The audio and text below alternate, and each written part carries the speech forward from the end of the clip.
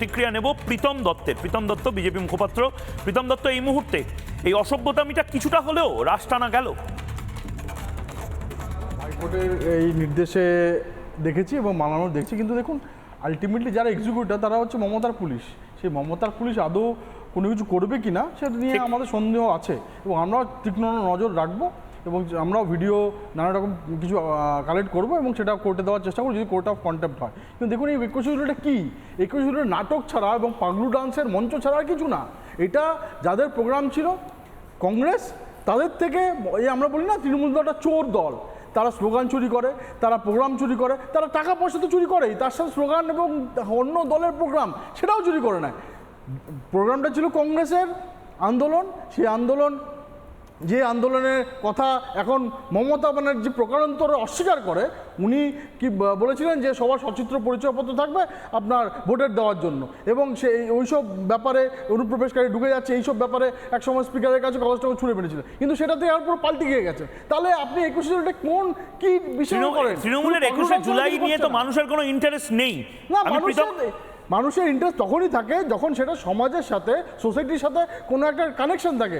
যেই কানেকশন কিছুই নেই, সচিত্র পরিচয়পত্র আপনি চেয়েছিলেন যেন সব কিছু ঠিকঠাক হয়, যেটা চেয়েছিলেন সেটা উল্টো দিকে করছেন। এখন আপনার রোহিঙ্গা থেকে শুরু করে অনুপ্রবেশকারী আপনার ভোট ব্যাংক, তো তাদেরকে আপনি সাপোর্ট করছেন, তো আপনার তো মানুষের সাথে বিচ্ছিন্ন হয়ে গেছে। সেই জন্য মানুষ ইন্টারেস্ট নেই। এবং ওখানে দেখো তো তুমি আজকে যেদিনকে এই ব্যাপারটা হবে তা দুদিন ধরে রাস্তাঘাট অচল হয়ে যাবে এবং অচল করে দেওয়া হবে ইচ্ছা করে।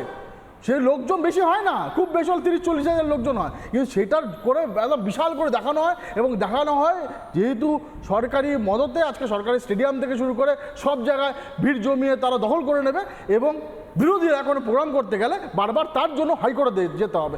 সেম জায়গায় আমরা প্রোগ্রাম করতে গেলে আমাদের হাইকোর্টে যেতে হয়। আমরা হাইকোর্ট থেকে পারমিশন নিয়ে এর আগে অমিশার প্রোগ্রাম দুবার করেছি, কিন্তু কথাটা হচ্ছে যে আজকে হাইকোর্ট একদম সঠিক নির্দেশ করেছে এবং আমার মনে হয় যে প্লিডার তাকে বলেছিল তোমার একটু দেরি হয়ে গেছে, নাহলে আমরা দেখতে পারতাম, নাহলে বন্ধ করে দিতে পারতাম।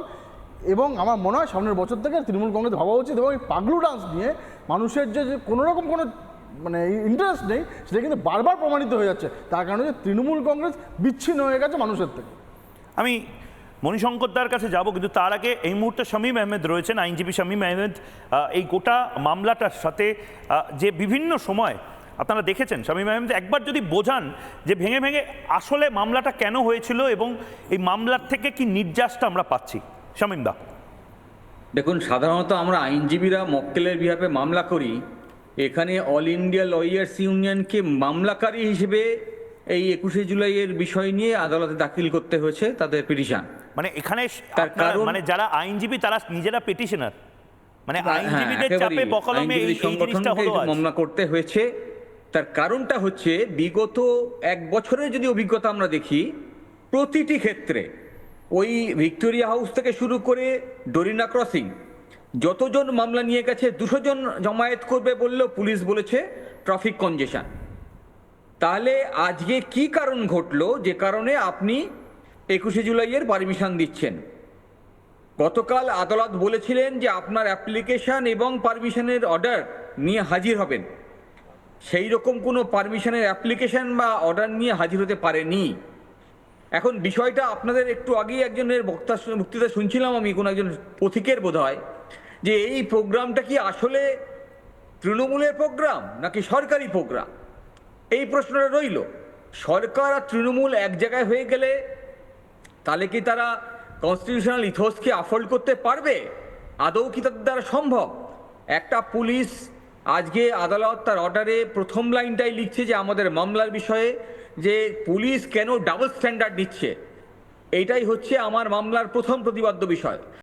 নানা ধরনের কন্টেন্ট দেখার জন্য লাইক করুন, শেয়ার করুন আমাদের ফেসবুক পেজ, সাবস্ক্রাইব করুন আমাদের ইউটিউব চ্যানেল।